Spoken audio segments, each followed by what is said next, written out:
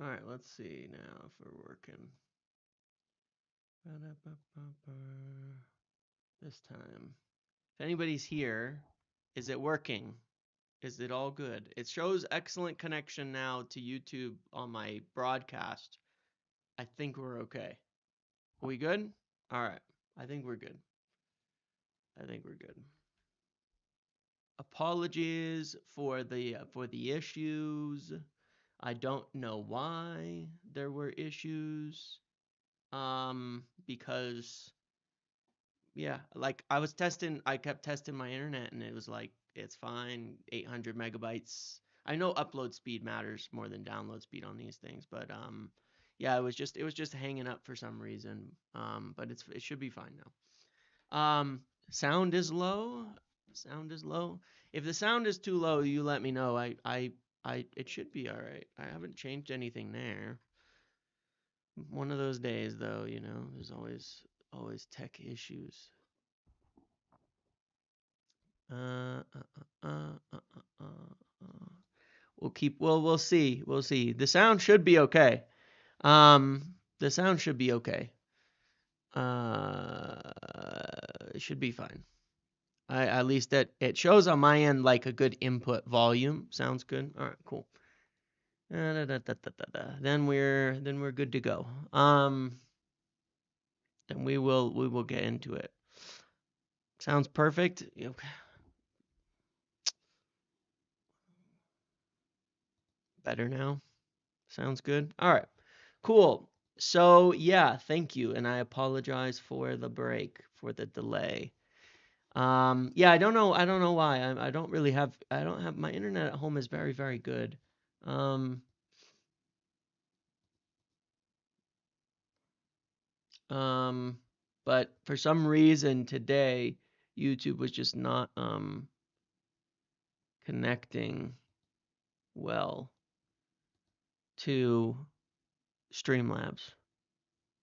Slideshow Bob. That's a good name. That's a good name. Um, but yeah, it is what it is. So yes, I was trying to say I'm gonna keep this stream fairly short because it is a Saturday. There's a few things I want to cover. Of course, then I've spent 25 minutes, which was half the time that I wanted to spend on the stream, fixing up getting the stream online. So, that's no good. But yes, a few things we wanted to cover today. Stuart gifted 5 United memberships. Thank you, Stuart. Appreciate that very much. And before we went down, somebody donated right at the end, so I apologize that I missed that. I don't know who it was, but but thank you. Yeah, Nico. Yeah, yeah. It was not working. It was not working, Nico. Thanks. It's all good now. It wasn't my fault. It wasn't my fault. I swear. I swear. I don't live in a third world home. But thank you, Stuart. I appreciate it. Um, cool. So what did I want to discuss today? So obviously, I've been asking some questions about post post the Quenda trauma, the gazump, the you know the the loss, our dramatic loss of Quenda ahead of his time, before he was ready, he was too young. Um, yeah, what are we going to do? And I have had a few answers, so I want to talk about that. What focus is likely to be after that. There was an article as well, I think, from Fabrizio Romano yesterday, talking about like the priorities as well, which is in alignment, I think, with our lists and everything that we've built out.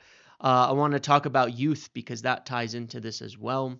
I want to talk then about but maybe we'll just chat about maybe the likeliest names given the situation. And then we'll do our little Leicester vote. Okay, cool. We got to do our Leicester vote. We got to do our vote for the Leicester team. The final one before the international break, where we get these 2 weeks off. So let's get into starting with number one on this kind of focus shift. So yes, so obviously Quenda not happening, going to Chelsea. Um, Really interestingly, this Chelsea thing, it's kind of been their approach for like the last 2 years on transfers. Like we get the Sporting coach, City get Hugo Viana, and then Chelsea are suddenly signing all the Sporting players. Like, oh, we got to get all these guys in before anybody else can. It's a bit weird, but if you remember a couple years ago, they were doing that like with everybody Arsenal wanted, or if somebody else was trying to sign a player, then you'd have then you'd have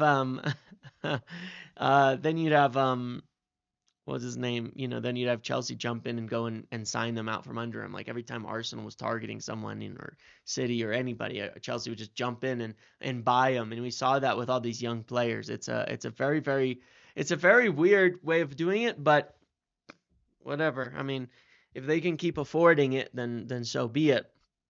But they really, really seem to just be like, let's just see what other people are doing, and then we're gonna just follow and then just throw money at the problem. It's very, very strange. It is very, very strange.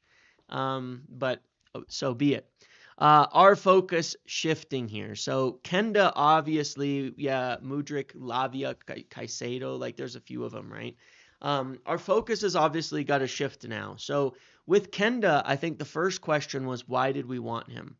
Why did we want Quenda so much? Was it because, like, what were the things that we wanted about Quenda? A big part of it was, of course, the was him as a player, as an individual. He's a player with high athleticism, intensity of action, and ability. Now, we wanted him for right wing back for sure, because I think we felt, given we don't necessarily play super with super wide wingers or anything, regardless, that's what we wanted. The stream is fixed. Chelsea is a soulless club. Thank you, Ayobed. Appreciate it.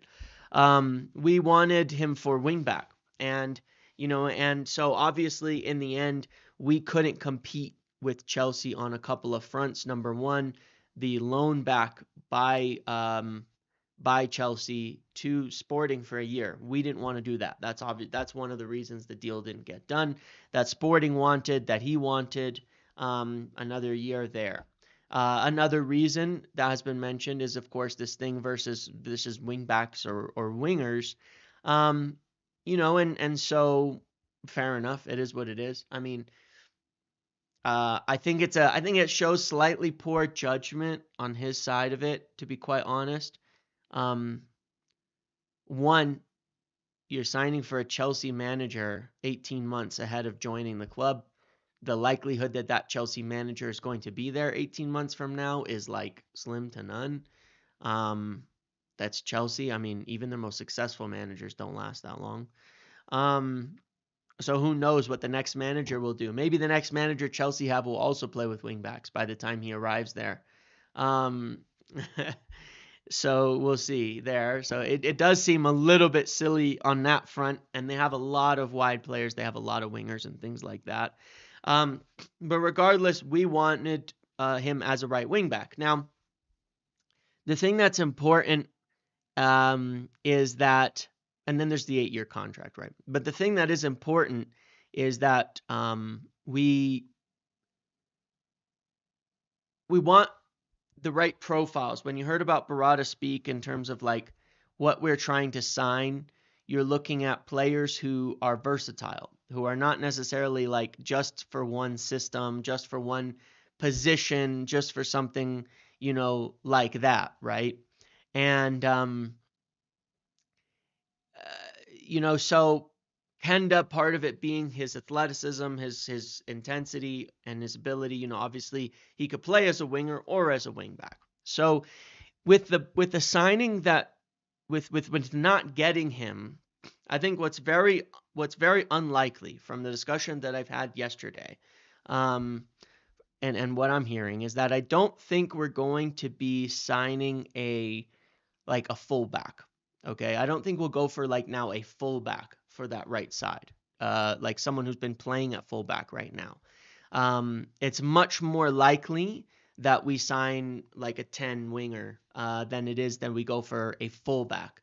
in lieu of Kenda's, right? So it's unlikely that we do one of the plans we mentioned yesterday where we say go shift Dorgu to the right and sign like Kirkez or try to get Ait Nuri or something like that. That is a very unlikely plan. That is not the focus now. The focus will definitely be switching things to more a 10. A 10, a winger, signing someone who is playing more as a forward presently, and then using obviously, could they cover at right wing back? Sure. I think we'd rather get one of the 10s that we like that could be potentially converted into a right wing back or could cover it, or just use Ahmad there. And then there are big plans for the youth. And I'll talk about some of that in a second. Not a lot of it, but just some I want to mention. But it seems that my initial impression from the conversations I had yesterday is that we would more focus on getting a forward and using what we have for the right wing back position when Ahmad comes back, and some of the youth options that we will have coming through as well. Just because I don't think they're super crazy impressed with the other possibilities there. So obviously, then it's more like, if you think about who we'd want to sign, probably more like a left-footed athletic player, So when you look at names that we've got and names that are out there, you've got cheaper options. You've got the younger guys. You have like Roger Fernandez has been mentioned by a lot of people, and I've spoken to a couple people, and they seem pretty sure United are going for him. But I haven't found out much on it on my own, but some people definitely seem very convinced that we'll be going for him, and that'd be be affordable deal. Obviously, Tyler Dibbling is one that we'd really like, but he'd probably be more expensive. You've got your bigger options on that right side, left-footed, like Mbumo, who would be a more expensive option, but a bigger one. And so, again, you think about how we end the season, whether it's with Champions League or without, could determine something like that. Like, could we go for someone like Mbumo right away, who's purely a 10? He's not going to play at the right wing back. He's going to be as a forward who's around the goal, not be someone who can cover right wing back. It's possible. That is definitely possible now. They don't have to be someone who can cover right wing back, but going for someone of that expense is probably going to require us to win Europa or get some significant sales, maybe Garnacho, something like that. But the cheaper, the younger options, the Rig, Mastantuonus, the Roger Fernandez, things like that are definitely possible as well. So either way, I don't know who it will be now. This obviously throws a wrench in it, but we go back to our other names and look at it and say it's much more likely that we get one of those in, at this point in time, as a 10 rather than going for a fullback. So it just becomes much more likely we get a 10. Maybe that means we can spend more money on a 10. Maybe that means we can go a bit bigger on one of those 10s and do get somebody like Mbumo or someone like that. I don't believe they'll go for Frimpong because he's really not a forward, and I don't think he'd be flexible in that. That is not the view of Frimpong. They don't, like I said, they don't really want to just get somebody who is exactly a right wing back. That is probably not a winger and probably not a right back if they were ever to change. But he's also not left-footed. And I think left-footed is going to be a big focus there as well. So there's a definite focus shift on that side of it in terms of, we're probably not getting fullbacks. Like, forget the fullbacks. I think, we're going to get a forward and use what we have on that right-hand side. Okay. So that is that for there. That is the most likely most likely outcome is we go for a 10. Now, I'll discuss in the priority section, but it seems like that is, Fabrizio's article mentions the player behind the striker. It did not mention a wing back. Ornstein's answer was kind of odd on this. It wasn't really clear what he was saying, but because he said we were strongly in for Quenda, but then said maybe the position is not going to be one of focus. Regardless, yeah, let's talk about youth on this, because this is one of the other factors that can change with it. When we went through our video recently about, and then you do have a factor that if Leon comes through and plays well on the left, you could always put Dorgu on the right. That is a possibility too. He's left-footed. He fits the profile well also. So you do have flexibility there. But there's another factor in this. There is another factor in this, and it's what we have at home. In the video I did on the transfer focus for United moving forward with Avel and what they're looking at, there was definitely young players as a priority, but then there's also youth in the academy, and there are players at home here, and some of the reason why they may not prioritize this is the feeling that they've got options coming through that are not that much younger than Quenda and could very much be ready by next season to have a role in this team. And I think that is worth keeping an eye out for. Mentato, Kamason, both looking really, really good. Mentato played for the under-21s yesterday, was fantastic. He fits it very, very well. So, this is an area that is going to be very important for us moving forward, because we've got options there coming through, not in the present crop of under-21s, but the under-18s who are starting to make it into the under-21s and stepping up forward. We do have options there, and we do have players that are really well rated in these areas. And when you look at it, like you look at Cheeto, who came in, got some minutes, and it's looking like, okay, yeah, we're going to want to use him moving forward. You look at Aiden Heaven, yes, signed for the first team, but he's still very, very young, and is not like a super established. He's 18 years old, and he's not like some super established starter. He comes in, puts in a great performance, does well, and we're going to have to rely on this. Moving forward, that in some of these positions where rather than going and say buying a player that doesn't fit or buying a player that we're unconvinced on, we got options in the youth level that can make up the ranks so that we can spend elsewhere where we need to be spending. And this is going to come into consideration, and this is something very much to follow through the rest of the rest of the season. If we see more players starting to move up through the ranks, I do expect we will. And I do expect by summer and by next season we will see a couple more players at least moving into the first team. In specific, there's a few that I believe are being pushed, but that could help to solve these some of these problems for us as well. In terms of priorities, then it takes it to, all right, if we're kind of okay on fullbacks and we're saying we're kind of fine with the players that we have in these positions, with the options that we have, with the flexibility of Ahmad or Dorgu on the right, which are both possible, with Leon coming in on left on the summer, with potential youth options there, what are the priorities? Well, I think that it is correct what Fabrizio said, and it all aligns with our list, because we're looking like, okay, there's the right wing back. After that, what's the priorities? Striker, 10, center back, and then midfield. And obviously there is keeper.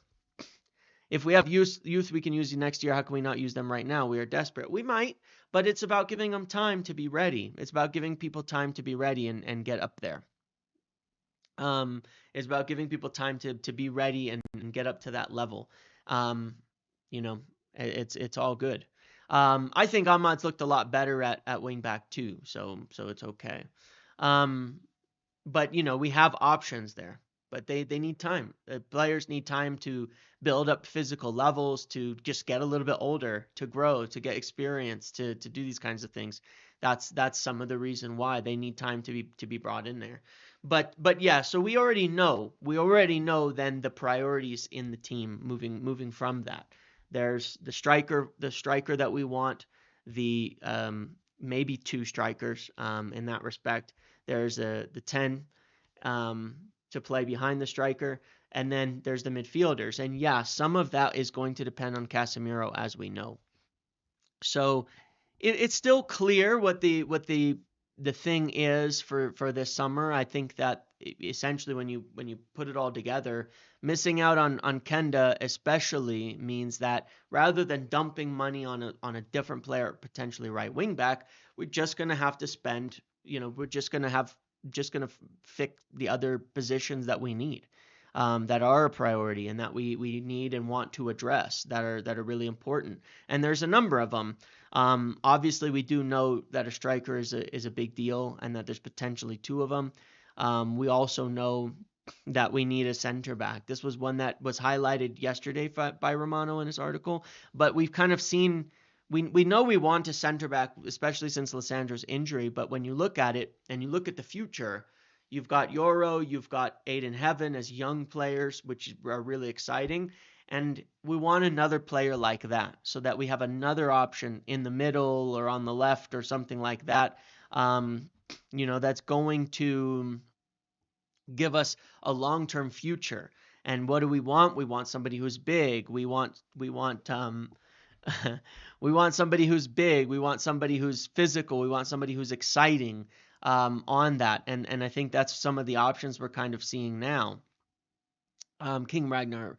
The 10 is a bit odd. Bruno, Xerxes, Garnacho, Ahmad, Mount, and even Kobe, and a new one. Isn't it too much for two positions? Right. So let's think about that for a minute. Um, let's think about that for a minute because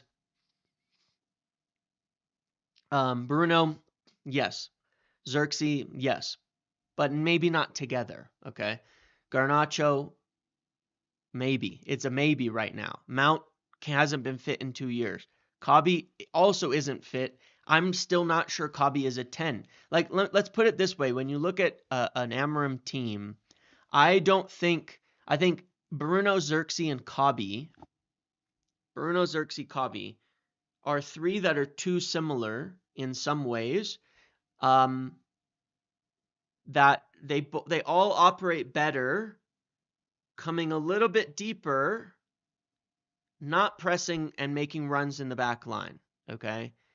They all operate a bit better, almost coming into the midfield like a third midfielder when they play in the 10 position. He won't necessarily want both of those. He won't necessarily want both of those on the pitch at the same time. Where Ahmad provides a more dynamic threat when he's there. I still think Kobe's long-term future will be at the 8 because the better we get, that will become a very attacking position. And we don't have many options there. Casemiro goes, if you consider Bruno a 10. So I still see it like Bruno, Xerxes, Garnacho, and then Ahmad will have to be coverage and will play more on the right wing back. So you end up with like maybe two that are convincing. Garnacho up in the air, Ahmad having to cover right wing back, Mount not healthy, Kabi more of a midfielder.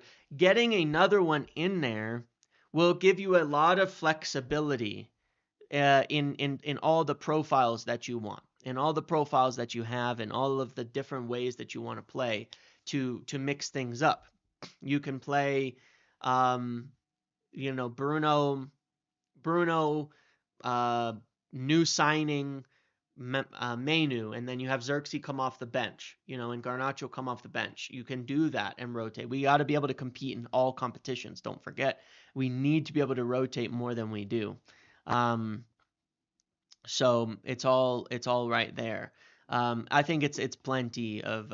I think it's enough players. If Mount were suddenly to like just magically be healthy for the rest of his life, would it be too much? Probably. It'd probably be one too much. Yeah, but that seems incredibly unlikely. betting on Mount to be healthy isn't something. Um, we'll see about Kobe. I think Kobe's burnt out. I'm not gonna pass judgment on speed, stamina, intensity, all of that. at the present point because I think he's been burnt out. But true, he's got to prove his ability to fit into the system too. And he's got to prove his ability in general right now because I think the biggest concerns with Kavi are his athleticism, that he looks tight. That he like, and I say tight, I mean like not loose, but like he looks when he's played, and a lot of times recently he doesn't look as athletic and as explosive as he has when he was younger, when he first came in, and that they need to to sort out. I think that makes a big difference, but still we do lack kind of a runner. Like what Garnacho provides the other day when he plays well, is good, but he's still a pretty poor goal threat, and that is a little bit of a problem. He still is not really much around the goal. If you were to give me what Garnacho gave us in Europa League on the right and in against Arsenal on the right, in terms of a profile, in terms of a runner, in terms of a player who can carry the ball well, but also can score goals and is left-footed, I'd take it. I mean, that's mostly what I see out of Ahmad, right? So I think we need another Ahmad-ish type that, if Ahmad can play on right wing back. So I think Dibbling or someone like that makes a lot of sense. I also think Mbumo makes a lot of sense, given that he will provide you with that goal threat from the right side as well.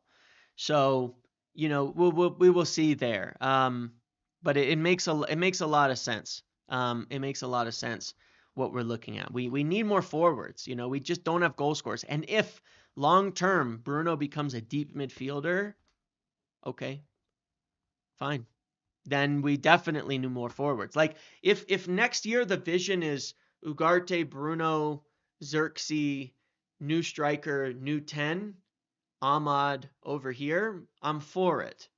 Because I think that gives you an enormous amount of quality on the pitch at one time. I don't know if you can do that in every game.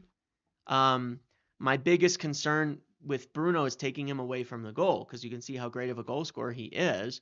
But if we're getting a striker who can score goals, and we're getting a 10 who can score goals, and then we're getting Ahmad on the wing who can score goals, then I'm less concerned about it. And what he's been doing recently has been fantastic. So that might be the plan, in the future when we look at it. And we can kind of look at what it would look like in a minute here. But that is possible as a plan. And then in that case, you really do need a 10. And maybe you just want to do that, because it just gives you more. Getting Bruno into this role, maybe it just gives us more. I still think there's some weaknesses and such out of possession against big teams. But yeah, why Cherki? Ryan Cherki's right there. Why Mbumo? The problem with Cherki is, where's the intensity and athleticism? This is the priority in every one of these positions. Intensity and athleticism. When you look at United's team, look at the difference it makes when, Dorgu is there, like what he did Thursday night, just by being like physically dominant, fast, running, intense, at all of that. Just by doing that, it practically wins us the game because they could not handle him. Otherwise, it's too easy to get beat by slow, look, there are good players in every league of football, right? There are good players in every single league. There are good players across football, and the abilities and often times are I think personally that the abilities of players are viewed too often as like massive gaps, and the gaps aren't that big. I think that the gaps are more often in athleticism and physicality than they are in talent. You look at Spanish clubs and you look at like that Sociedad team, I guarantee you most of those players are technically as gifted as ours, but they could not handle the physicality on top of that. And I mean, this is not like some crazy unknown thing either, at all. I mean, look at like the, I mean, look at like, I'll say, I mean, obviously it's hard to make the comparison to Madrid at this point in time, right? But you look at like the best Madrid with Ronaldo, with Gareth Bale, with, all of these things. Like, these are some of the most athletic, physically dominant players in football when they were playing. And, and obviously they were also extremely talented and technical, but I tend to think that there are a lot of there's a lot of teams that they they try to win it, especially in England. You can't do it just on a technical basis, and that the physicality is a key part of it. I mean, Liverpool I would put in the biggest category of this. Yes, are they talented? Yeah, but they physically have destroyed everybody this year. That's what the team that they've built. They've built a team that is intense, and athletic, and um, you just can't match them, and they pretty much just grind every team down, and that is Liverpool, and that's what they've done successfully, to build it. So we'll see, but obviously it's an area where we are lacking, very very highly, is in those physical intensity.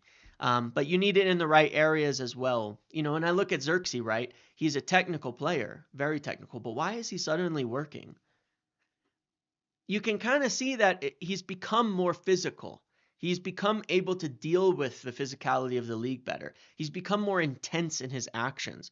When he first kind of started playing for us, it was a little slow. You get the word languid, things like that, because the pace of Serie A is lower. You have a little more time to just, kind of do your thing and all of that.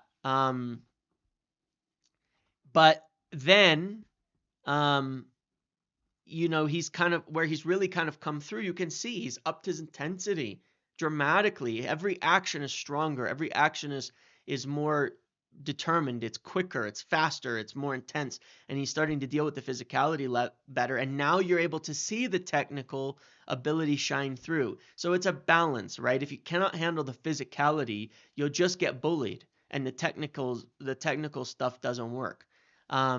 And Bumo seems like the only great option. The young ones are good, but has got everything: strength, pace, athleticism, goals. Would he want to join a cost of mass? I think he'd be a decent amount of money. I think he would be willing to join. Yeah, I think it's a decent option that we should definitely keep an eye on. Yeah, I think saying, Neves and Vitinha, I think every week in the Premier League would struggle. But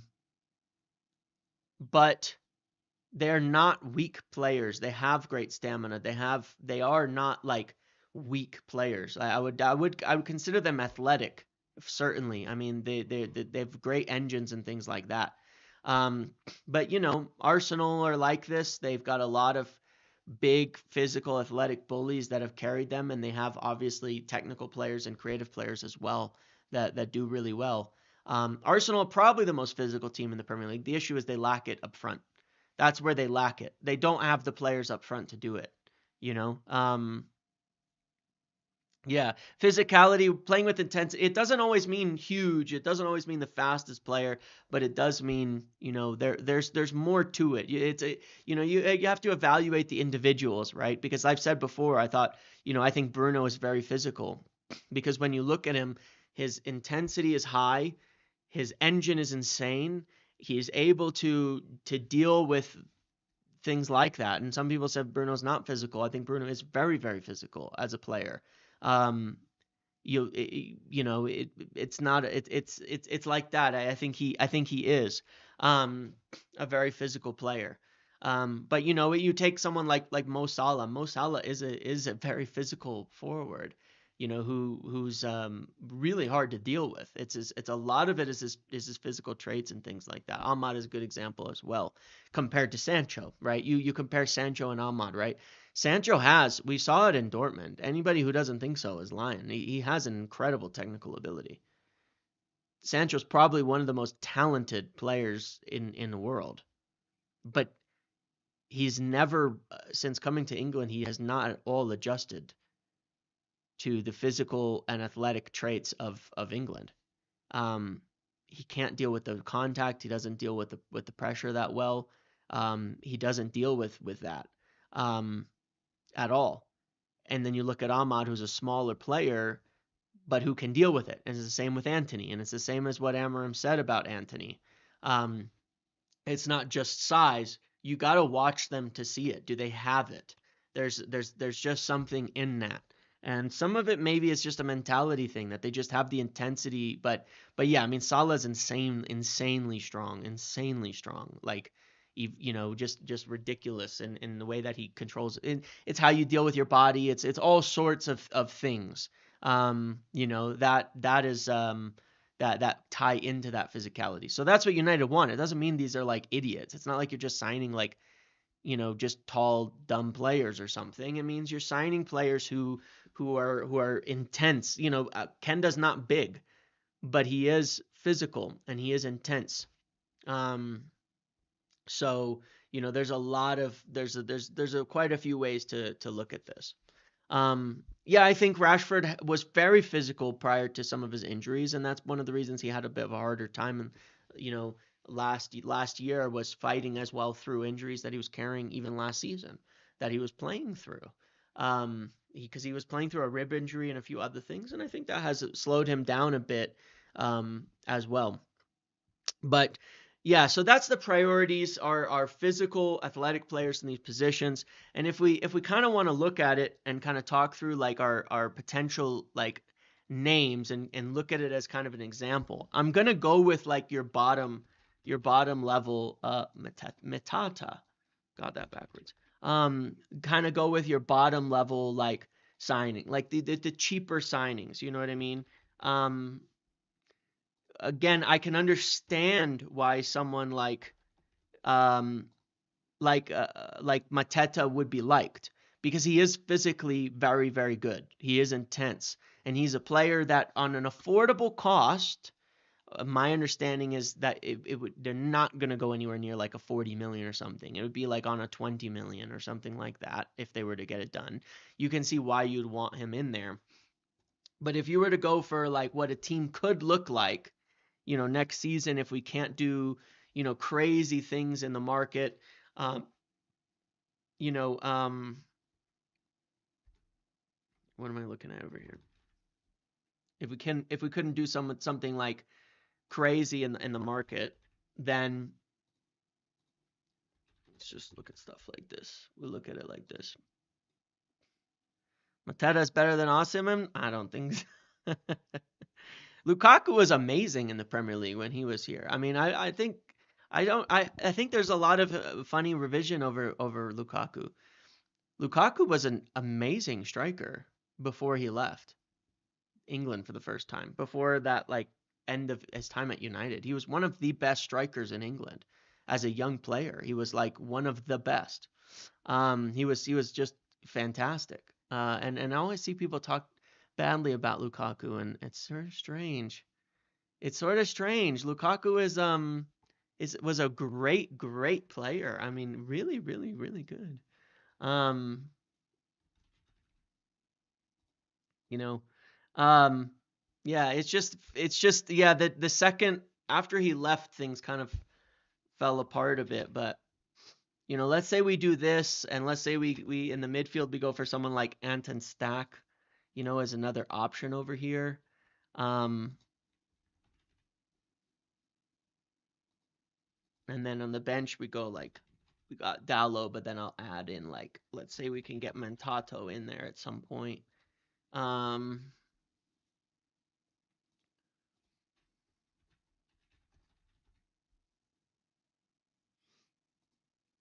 it's not about a master plan, it's about the money that we've got. No, look, I mean the thing is though, Kev, like that World Cup he was so good though in that World Cup. And Lukaku was not mediocre in the Premier League. He was like I think what up until he joined United, he was like the fastest goal scorer in Premier League history or something as a young player, from what I recall. He had like some crazy record about his number of goals. But hey, can't convince everybody, but it is what it is. And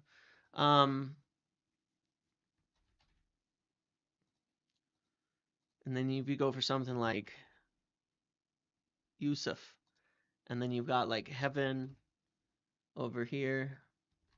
Really? You can't give me that? All right.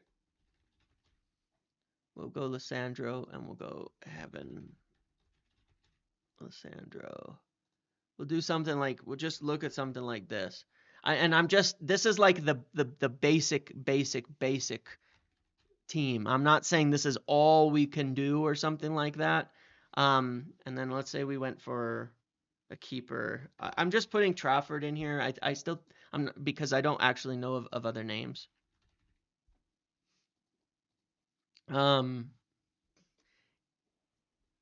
We've got like this would be like the bottom end of what is possible. Just as an example, okay? That's kind of my point, is that like this is the bottom end of what is possible this summer. Without like significant sales, without like, stuff like that. This is not getting top 6, maybe not. But I think it's better than it's maybe would get credit for. But no, I don't think it's a great team or anything like that. But it is a lot better than what we have right now. It's a lot better than what we've been doing. It just is. No offense, I'm sorry, but it is. It's better than what we're doing now. I mean, you have to bear in mind, you take it's not going to be 10th. It'll be better. Look, here's the thing about it, right? Like I've said before, there's better players than you think in the side. Like we see against Sociedad, when it starts to click, then things start to make a lot more sense. It's and when you get the teams right, then it starts to make a lot more sense. When it all fits together, it's a lot better. But look, when I look at that, that's like the bottom. Then you can start to say, okay, well, what would you upgrade in this team? What would be your, if we had more to spend and more to do, what would be the upgrade? Where do you see the clearest problem in the side? Like, what is your mind on this? For me, the back three is good. I like our center back options. I think we actually, and I think they've been showing that in recent weeks. Our back three has been very, very good. I think our wing backs are very good. So I'm pretty happy with the back five, which is kind of an important part of the whole, like, the whole thing is the back five. I think the striker is the main thing. I think the striker is the main thing, right? Like, could you get Bruno closer to goal, get another top midfielder in there, and get a striker? So let's say you were to, put Bruno here and get, like, I don't know. Nobody can ever agree on midfielders anyway. That's the wrong Ederson. Nobody can ever agree on midfielders, so it's kind of pointless. Is this better? Is this better?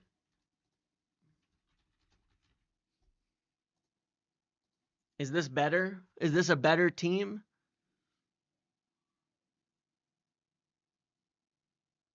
The wide center backs need to be beasts. Well, Euro is, and so is Yusuf, is a 6'4" kind of demon. Is this better? It's not. This doesn't like really cost much more. I think this is better, and I think this is kind of like, again, point being how you can kind of iterate on things a little bit, to adjust. But the biggest thing, obviously, I think that people are unhappy with is the striker side of it. And I get it. But hold on a second, because look, all I'm trying to say is you upgrade most of the team. You forget who's been playing there right now and how much better Mateta would be than Rasmus Højlund. you know? um, um, I'm just saying that's what is there presently, so you can kind of forget that. But look, I'm just getting at that. I think as in terms of like a flooring of what can be done, it is something like this. And I understand that some people are going to be anyway, it's all about where you go one way or another. I'm gonna poll this because I'm curious. I think people are being way too harsh, because I think this team up here is a significant improvement on what we have. Okay, and there's a lot of very good young players in there, from Dorgu, Ahmad, Yusuf, Yoro, Roger. Like, there's a ton of very good players in there. So my point is it's a team that's growing, but I think that it's progress. It's a step-by-step progress. Bearing in mind, this is without Champions League. So this is going from like the worst season ever, and what is progress? It's probably to get back into Europa in one season, not Champions League. We that's maybe sixth, maybe seventh, maybe win a cup or something like that. It's definitely a hell of a lot better than what we have, but I'm curious. What am I trying to ask? Because obviously nobody, including myself, will sit there and say, "Hey, yeah, this is it. It's great. It's good enough. We're done. That's the team. We're happy with that." The question is it a good step in the right direction as a baseline? Is it a good step in the right direction? We're not trying to win the title next year. We're not trying to win Champions League next year, and we can't. If we get into Champions League, then it all changes, right? Because this is not a very expensive team. So then you can upgrade the striker. Side isn't better than Newcastle, Villa, or Chelsea. Not sure I agree with that, to be fair. But it's fine, we're seventh. If this filling the team up, man, I gotta mute some people. It's just driving me nuts with the way that they talk. Is so negative. It's so negative. Is it good progress? That's my question. Is it progress? Because again, I've said it before a million times. I don't think people are prepared for what a rebuild looks like. And usually when I show what a rebuild looks like, people are it kind of proves that right, that people are not ready for a rebuild, Won't everything be progress? Yeah, but is it good progress? Is this like a good step in the right direction? I think it is. I think it's a much better, I think it's a good step forward. And the important part of it is it would probably cost you, let's see, 15, 35, 65, 85, 100. Probably costs you 100 million. It is the absolute floor of what you can do, of building a young team that fits the system. American sports fans are more accustomed to rebuild cycles. It is very true. That is very true. It's very true. Yeah, sometimes the better side isn't the one that finishes higher. That is totally true. That's totally true. But it's all about long term, right? Like, I think that this is a floor of what is possible in a team. This is a team that will get better, but it doesn't hamstring you financially. It doesn't. The wage bill probably goes down still, and that means that the next year you can go spend a lot more. Ederson alone 45. How'd you get it? Well, I'm imagining 45, 15, 20. So that's 35. What's my math here? 80. Maybe it's 110, 120 on this. Yeah. We've spent hundreds of millions that have gotten us worse. We spent hundreds of millions to build our team. And the funny thing is, like, if you look at all the players that we have, including the ones out on loan, and you poll it 2 years ago, we would have all said that's a team that should be competing for titles. With all due respect, Pals is not selling Mateta for 20 million. Then we're not going to buy him. That's my point on it, right? Like, we're not going to buy him then. That's what I'm saying. We won't pay an enormous amount of money for him. Man United fans so entitled and patient. We wanted to rebuild. Now we can't deal with what it really looks like. Yeah, agreed.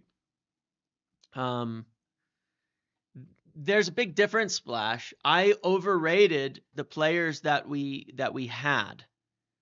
Um, I was not willing to look at, say, yeah, let's just get a bunch of young players in. But I've accepted how bad it actually is. How bad it actually is. And I think that that's what shined a light on it, that there's really is no quick way out, and we have to commit to it. My point was as well, though, with that was that for the team that Ten Hag put together, he spent a lot of money. It should have worked a lot better. But this is like the floor, you know what I'm. That is all I'm saying here. Let's take Stack out. Let's put like who we actually have in here as backup, because this is like the floor of the team. Like this is like everybody's. We haven't. We're not selling anybody major. We're not doing anything major. This is we haven't really done anything. This is like the bottom of what we could do. All right, let's just put it that way. This is this is like the absolute minimum. That's my point about it. Is that's kind of the minimum. Um, we have good players and the system is good. They just don't fit together, right? And so they have to adjust. This is the minimum. So you still have good options on the bench in Mainu and Garnacho and Xerxes and Heaven and Maguire, Mesraoui. Like you're actually building a bit of a squad here. You're kind of building a bit of a squad here. But sure, let's say instead you go for someone like D-Lap, right? In there instead of Mateta, fine. And you can get him for 35, 40 million or something, fine. It's still about the floor.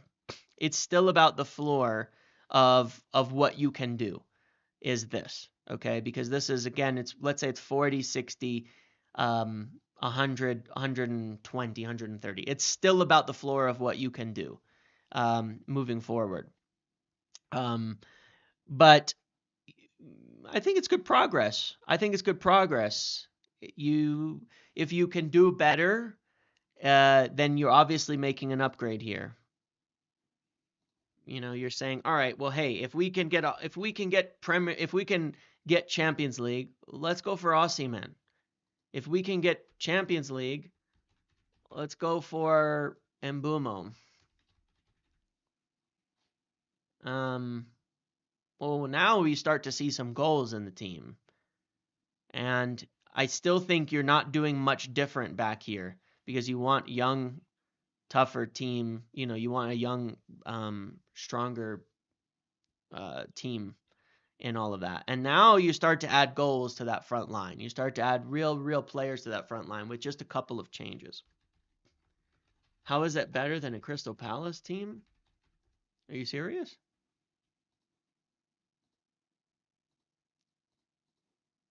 I don't know. I don't know. How can you rate Adam Wharton as like in that argument when he's barely played this year, but you're gonna knock down other like players who are on that team?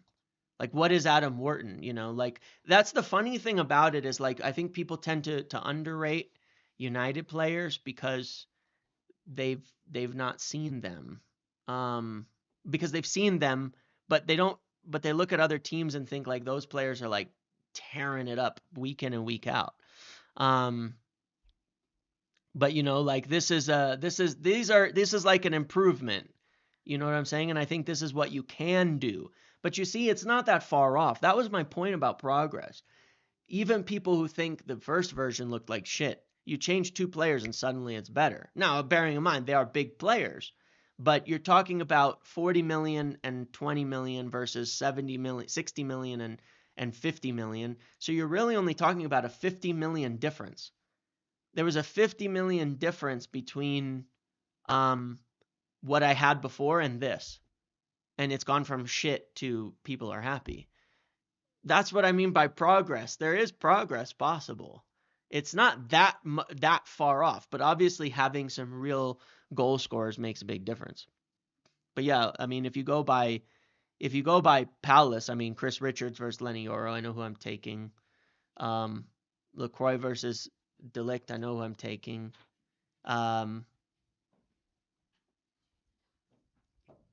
Yeah, Gahey is good. Hughes,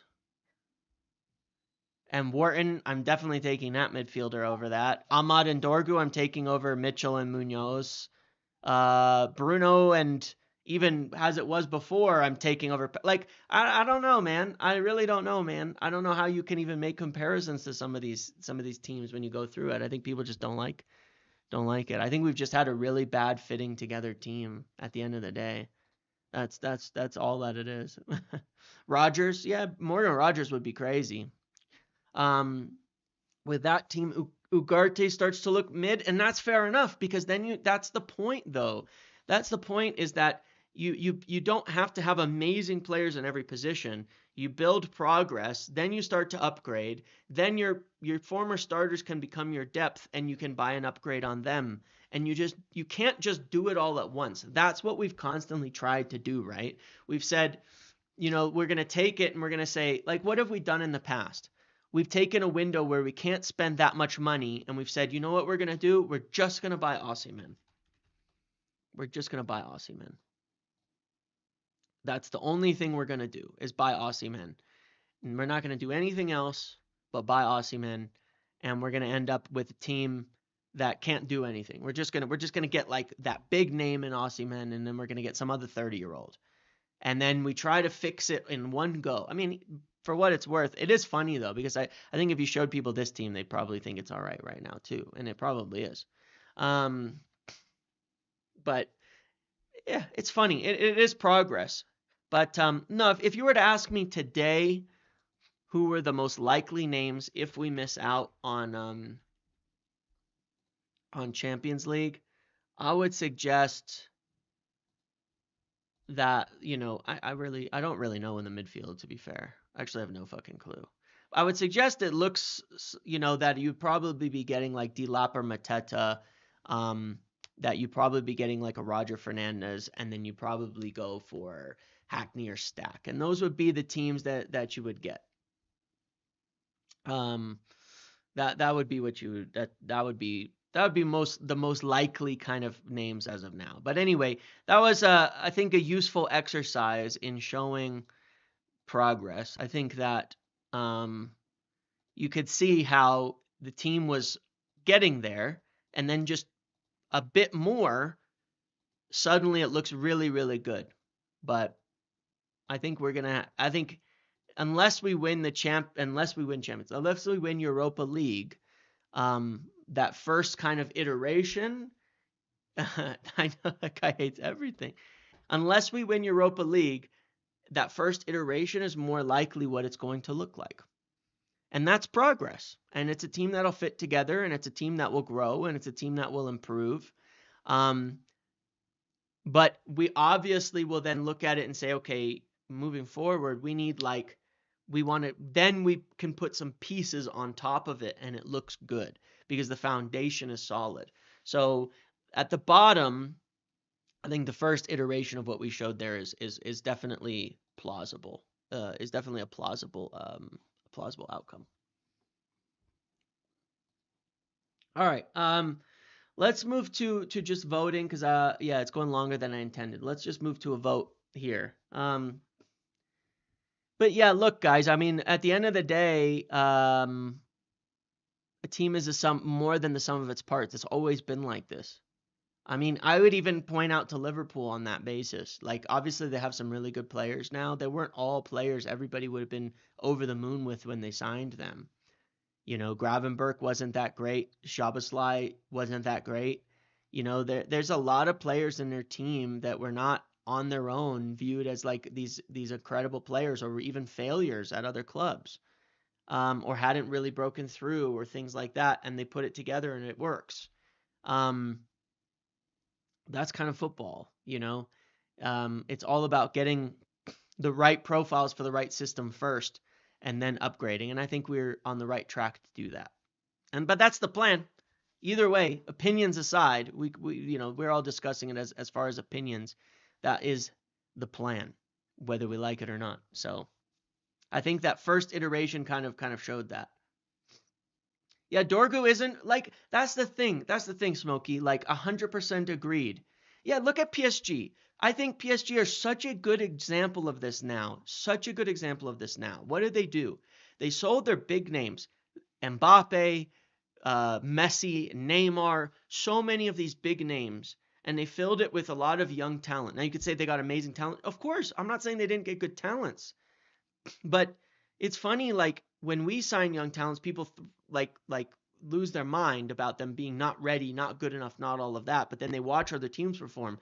PSG are a much better and more sustainable team with less money, less wages, younger team that is put together correctly to suit Enrique and to suit the system that they're playing.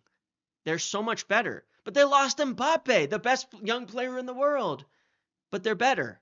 How is that? Because it is all about fit. If you like, the number one thing is saying this is the way we want to play. Let's get all the players who fit together. You can. I mean, it's so silly, but like you could take a car, and you could take an engine, and yeah, sure. Now they have established young talents, totally. But was Mbappe not a young talent that was established? He's a big name. Um, they've done a lot of it. You know, uh, when we buy young players, they say exactly. They say we need established ones. Like, Dembele decided to be healthy and world class. Well, that helps. But the point is that it is all about putting the fit together. Now, is it easier for PSG? Totally, for that reason, AL, right? They have a monopoly. Vitinha needed a few years. Vitinha was not that good.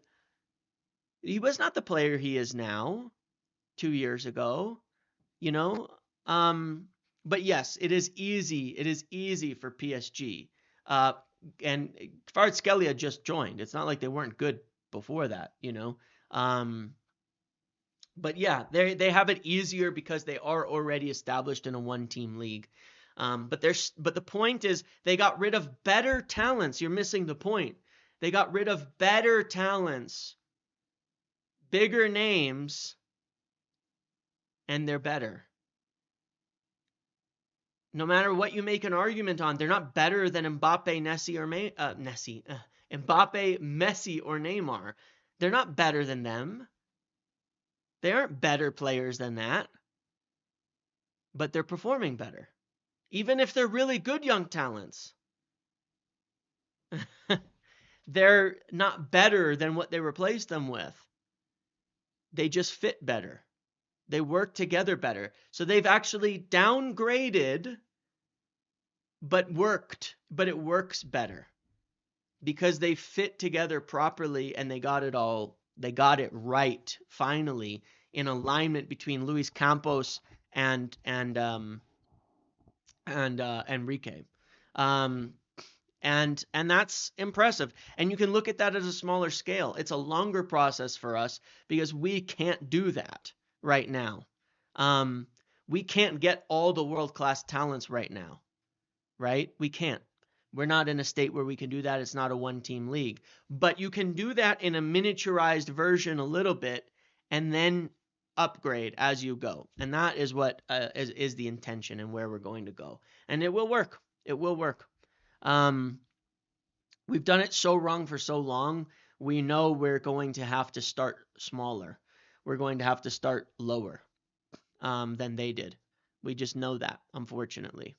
But at the same time, there's young talents out there that aren't known. Like, there's the obvious ones, okay?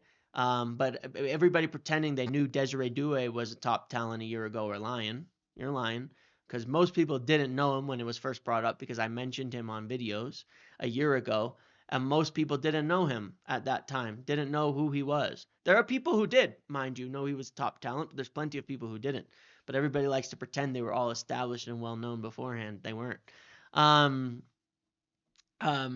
they weren't. But that's what we can find. How do you know? How do we know?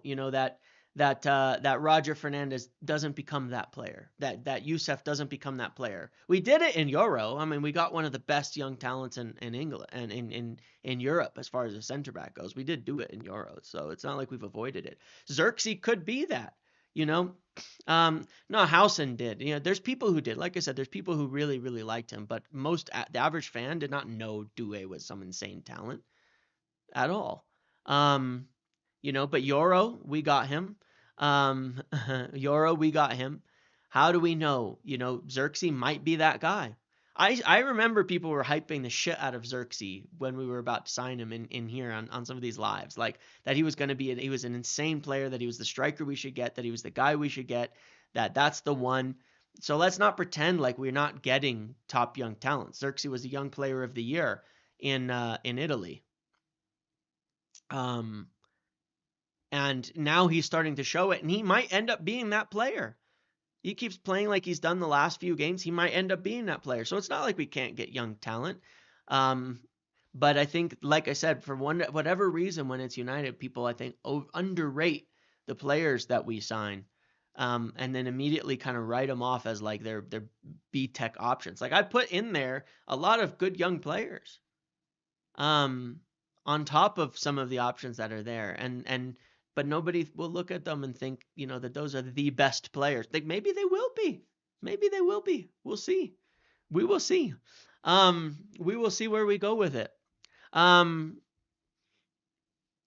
Xerxes at 6'4" with those ball skills, he could end up being one of the most unique players we've ever seen, quite honestly. I think this guy is the limit. But yeah, let's go to the vote. Let's go to the vote. Let's go to the vote. Let's start up front. Why can't I do a poll? Oh my god, I haven't ended this poll. Okay. Well, anyway, the majority of people certainly did agree.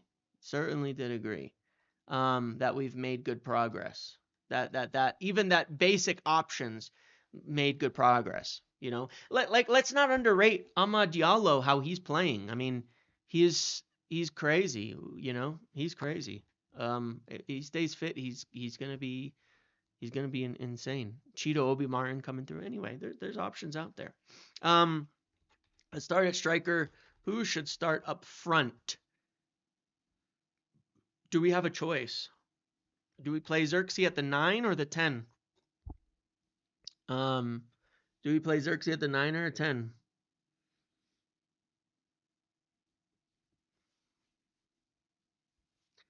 Remember, this is the 9. This is the problem we have with our options. I think we should start Højlund still. I think we got to start Højlund still, because I think you got to still go Højlund, Xerxes, and can you do anything but Højlund, Xerxes, and Garnacho right now? I mean, it worked, right? Did we start that in Europe? Yeah. Højlund, Xerxes, and Garnacho. Yeah, I mean, I think you still want to put Højlund at the 9. I don't want to put Xerxes back at the 9. Xerxes should be at the 10. He is a 10. Start Cheeto. He's not going to start. There's no chance. Is it fair to say Højlund's the worst striker in the Prem? Yeah. Right now, yeah. Right now. But Mateta certainly isn't, so I'm not sure why that's not a joke. But press the red button and start Cheeto. Should I? I mean, I'll give you the vote. Why don't I just give you the vote on it then? Let's do it. Fine. He's gonna win the vote. Press the red button and start Cheeto. All right, let's get through this. Let's get through this.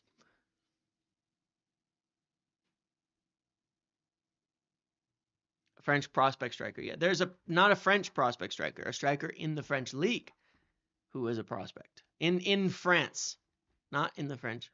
In France, there is a striker prospect, a young striker prospect that we'd be interested in. Højlund, we need him for Europa League. Can't dent his confidence. Interesting take. I think Cheeto will win the vote too. What happens when Mainu and if Mount and Mainu are back for the next round of Europa, guys? Who plays? What would you play? Would you play Mount and Bruno, Mount and Xerxes as 10s? And who would you play up front then? Rasmus? Garnacho?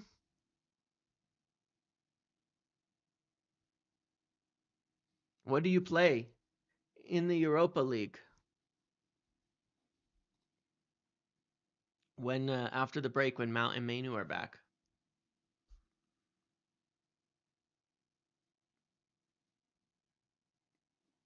Yeah, he loves him for his pressing. I know.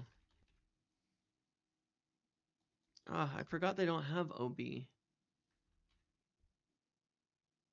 God. We're gonna have to do this thing again. Can I get like we're gonna just give it to Cavani again. So I avoid controversy.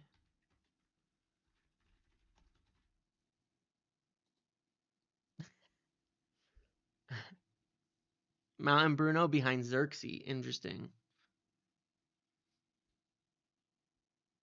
Okay. Let's go with the tens then.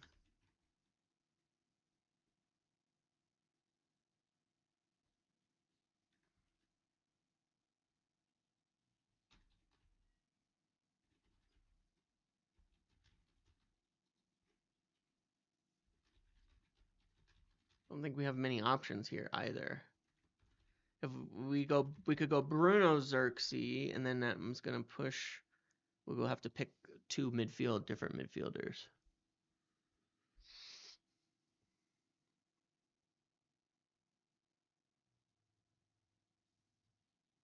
Is Garnacho Xerxes the best bet? Probably.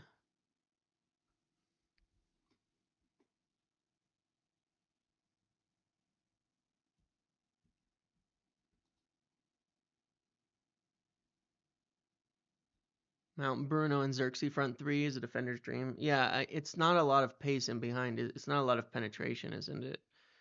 That would be my concern against it in Lyon, you know. But then again, it's a different teams. All right, Xerxes.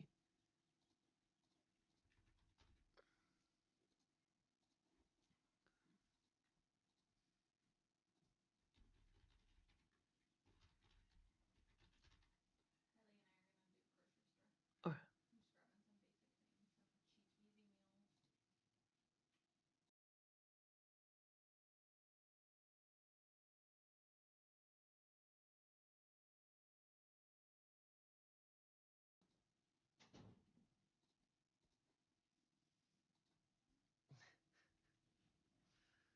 Sorry, just had to sort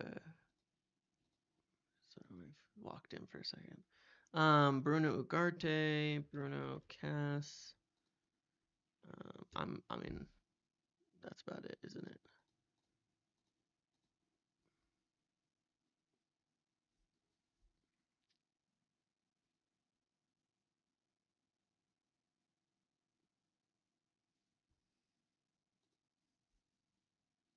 Who are the decent older strikers we can get for the same price at Mateta that would be better? Yeah, I mean, I would agree. Like, I would take a Cavani for a year easily in lieu of Mateta. You know, like that type of signing, but where are they? You know what I mean? Where are they? I don't know of any. I don't know where those guys are. Ugarte should be ready. I mean, he didn't play, but he didn't play on Thursday, but he should be fine. I would still start him. And he's got 2 weeks off, so yeah, we you know, he's got 2 weeks off as well, or you know, a week. The nice part is we do have a number of players staying back. Xerxes, Ugarte will be staying back. Casemiro stays back. We got quite a number. Garnacho stays back. We got a number of players who will stay back and work, which is nice. They're in Turkey. Well, I know that's you know, like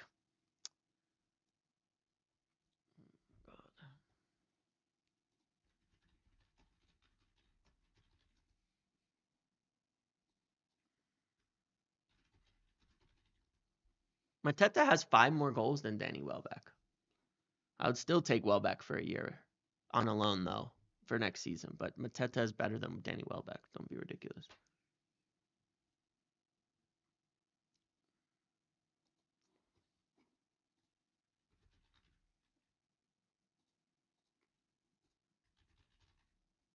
Uh,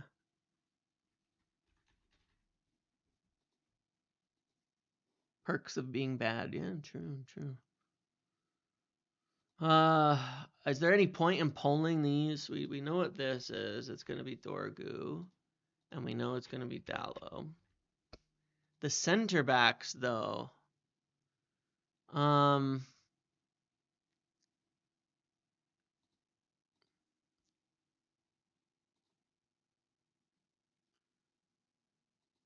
the center backs. Do we have, if we assume Maguire is an option, let's go left center back. Should it be Heaven? I'll just do this straight up from like a decision standpoint. I doubt there's much by way of doubt. Dorgu suspended. Yeah, sorry. What am I thinking? It's gonna be Dallo on. That's what I was like.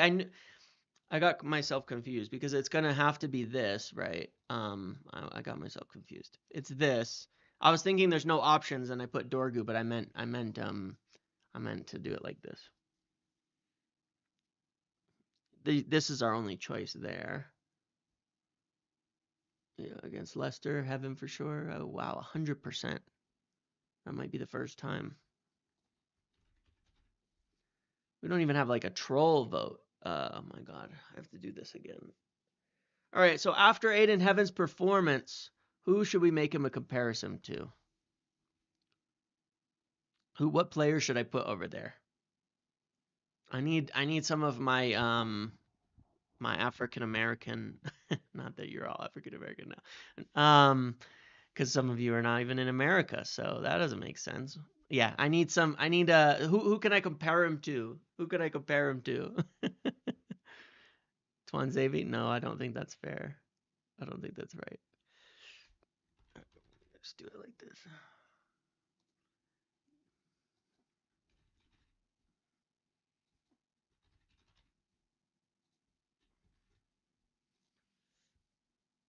There you go. That's it. Okay? It's done. I've washed my hands of it.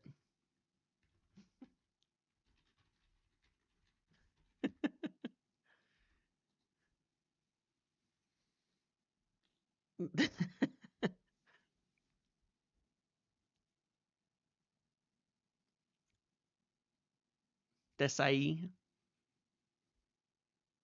Rio.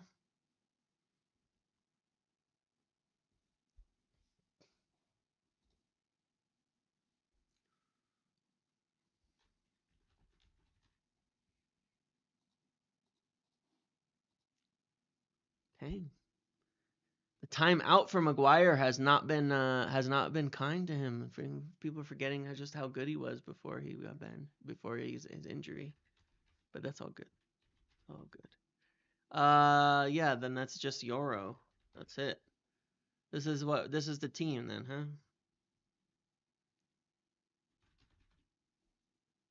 huh? Okay, that's the team.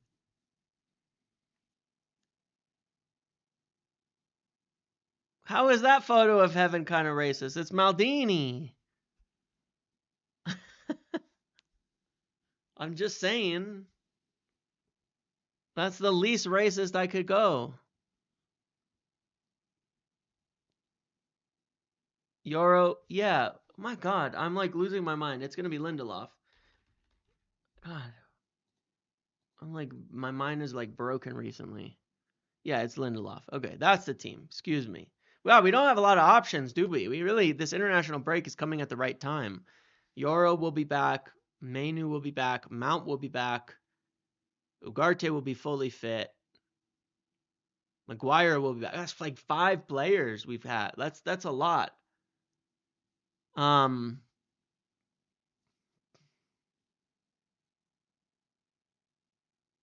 yeah, that's like 5 players. Hmm. Delict right center back and Maguire center. Yeah, I would like that.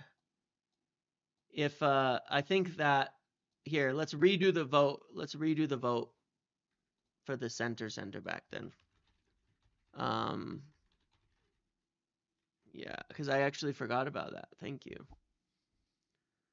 My brain is like absolutely fucking cooked, you know? It just is. My head is completely cooked right now. All right, that's better. I was gonna say like my brain is cooked. Yeah, Lindelof's getting bodied in these posts. Maguire should be back. I don't know if he'll be ready to start though. But he's back. I mean, I think he's back. Amarim said he'd be back today. So I'm expecting him to be back. Um, so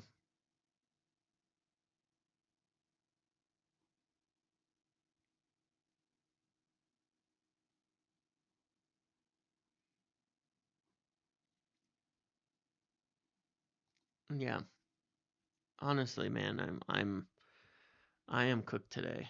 Um, same back three as last game. Why change it? Who played last game? Oh, we can't because of Dorgu. Or do you mean Arsenal?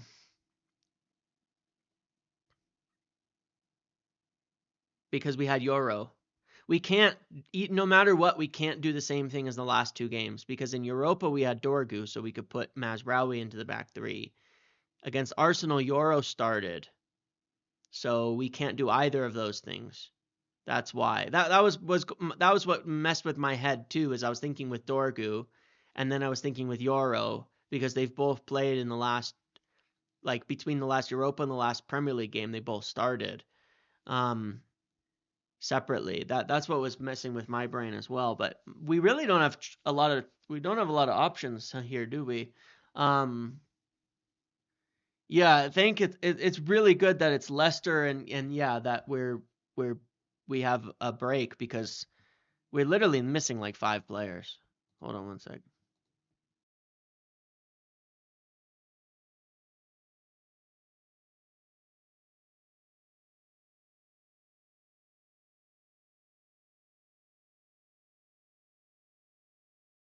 All right. Well, that's it. Yeah, let's see. I'll do a live before the game tomorrow, and then we'll do a watch along and all of that. Um, you'd leave Maz at right center back and give Amos a game. Hey, I'd be for it. I'd be for it. Um, I'd definitely be for it as well. I'll be happy with that too. So, all right, guys, I'm gonna leave it here and end it. Thanks for hanging out again today. Oops. Oh my God, I hit the wrong button. Uh, Thanks for hanging out again today. Sorry about the troubles getting things going. If you missed it, we covered a lot. And then yeah, I did get the call from my wife. And we kind of looked at like the basics of what could be done as a baseline and whether it was progress, few upgrades on that if we can win Europa League or do something better. But yeah, enjoy the rest of your Saturday, and I'll be back tomorrow. Have a good one, everyone. See you later. Goodbye. Enjoy. Get outside. Touch some grass. We're going to be spending more time outside in the next few weeks.